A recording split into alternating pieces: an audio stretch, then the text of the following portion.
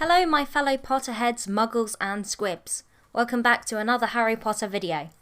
This time we are taking a look at 5 fun facts and details from the movies that I particularly like and want to take the time to share with you today. Before we get into it, I just wanted to say a huge hello, welcome and thank you to all of the new subscribers. I can't put into words my surprise and gratitude for all of the views and comments that I have received on my 10 Reasons Ginny Was for Harry video. I honestly never thought any of my videos would get into the tens of thousands.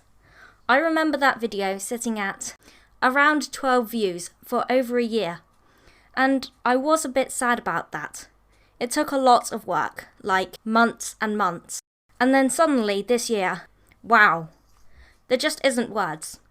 I'm working on another big project like that, but I won't be dropping you any hints. You'll just have to wait and see for that one. Back to the topic at hand, here are 5 details that I love from the Harry Potter movies.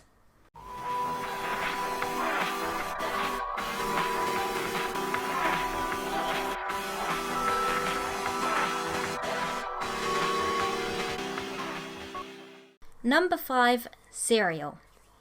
Breakfast, they say, is the most important meal of the day, so I thought I would put this little fruit-packed fun fact first.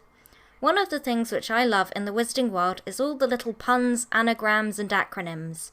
Some well-known example of these are SPEW, or S-P-E-W, which is an acronym for the Society for the Promotion of Elvish Welfare, Tom Marvolo Riddle, which is an anagram of I am Lord Voldemort, and the name Newt Scamander. He is of course the author of Fantastic Beasts and Where to Find Them, is a specialist on magical creatures, and the pun here is that his name Newt is a creature, his surname Scamander sounds like salamander, another creature, and he of course never got his Newt qualifications because he was expelled before sitting them. The breakfast-related pun which has caught my attention today, however, is a little cereal with a smile. Cheery Owls. The name is based on Cheerios, a very popular and commonplace cereal in Muggle Britain, and it can be spotted during the 5th film Order of the Phoenix. Number 4. Anagrams and puns. Continued. I promise you, not every one of my fun facts is related to wordplay. I just wanted to do this one next to keep the 2 word-related details together. I am aware, and I imagine at least a few of you are, that Erised is desire written backwards. The mirror of Erised is therefore so called because it shows one's heart's desire. However, because that desire is shown in a mirror, it is flipped. Left is right and right is left. So the word desire shown in a mirror would look like Erised, but with the letters facing the wrong way round. My fun fact is an addition to this. The inscription around the top of the aforementioned mirror is also a riddle in plain sight. Read as it is, we see Erised, Stra, Eru, Oit, Ub, Kafru, Oit, On, Wassi. And I'm pretty sure that's not how it's pronounced. Regardless, it is a meaningless string of words which look like Latin. However, if we reverse the order of these letters and move the spaces, because these have also been placed wrong just to throw us all off, we can read, I show not your face, but your heart's desire. Talk about does what it says on the box. No confusing IKEA diagrams for this one. No, just a riddle that would do a Ravenclaw proud. They should just replace the entrance to their common room with the mirror. Who knows what would be revealed. Number 3. Matters of meta.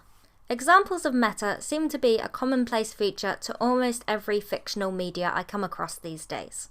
Whether in a Disney movie with images related to their other works, or a TARDIS at the bottom of a lake in a video game, or a TV character blatantly turning to the camera and literally telling me about the scene. The wizarding world is no exception. While Hagrid is leading Harry out of Knockturn Alley in the 2nd movie, the books themselves by J K Rowling can clearly be seen in a shop window. I must say, of all the metas, this is pretty high on my list. I especially like how of all places they appear in Knockturn Alley, a mysterious place where one can purchase peculiarities which are somewhat taboo or out of place with the rest of the Wizarding Society. I'd also just like to mention here that not every person in Knockturn Alley is necessarily evil or a Death Eater, nor are all of the objects to be found there purely for the use of dark magic. Hagrid himself went there after all to purchase flesh-eating slug repellent. Number 2. Sequential Symbolism.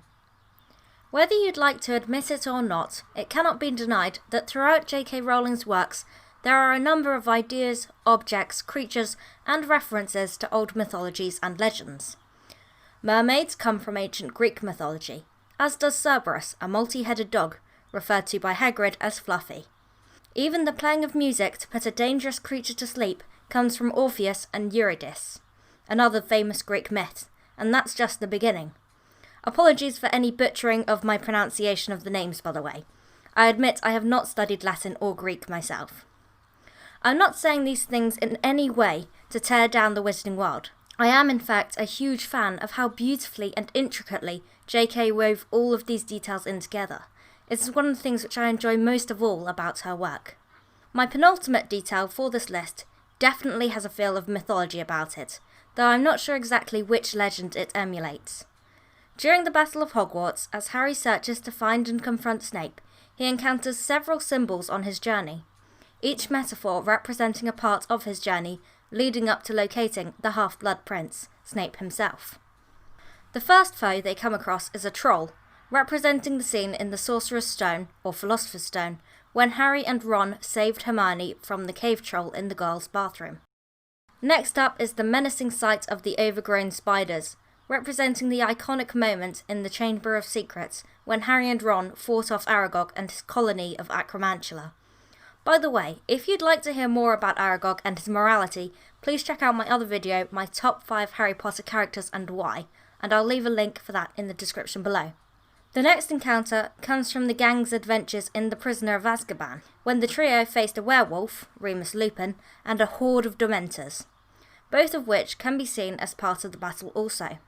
And this is just to name a few of the participants combating in the Battle of Hogwarts. Number 1. Deflection Deception. Snape is arguably the most complex character in the entire saga. Even when we know he is a double agent, he was a member of the Order of the Phoenix, as well as the Death Eaters, and was spying for Dumbledore. We can never stop being suspicious of exactly where his loyalties lie. That is, until we discover his true motivations. Thankfully, Rowling left that big reveal to his last tear with huge emotional effect. What a tragedy it is that we only discovered how good and brave he was after he's dead. Truly some of the best writing. Nevertheless, we are given just a few little tidbit hints, and one of these is when he is dueling with Professor Minerva McGonagall. During this duel, we can see Snape clearly deflecting the spells which McGonagall cast at him in what may appear a defensive manoeuvre. However, watch how the beam of spells rebound from him, only to hit both Death Eaters, one after the other, who were standing by. Coincidence? I think not. This is clearly a deliberate move. Not only that, but Snape collects their wands while departing. I always thought it was strange how he jumped back and forth before leaving out of the window, fleeing his apparent defeat. Wouldn't he just apparate straight out of the window directly if he was just trying to escape? By collecting their wands, he is ensuring that when they regain their consciousness, they will not be able to do any more magical misdeeds. A good bit of forethought. There we have it. That was my top 5 details that you may have missed in the Harry Potter movies. I don't know about you, but I think that was a very tasty 5 a day. Were there any other details from the movies that I should have mentioned in this or in our next video? What did you think about some of these facts? Let me know in the comment section below. Also, don't forget the subscribe and bell buttons to be notified of our new videos. I've been Tabby from Mangy's Collection Emporium, and keep collecting.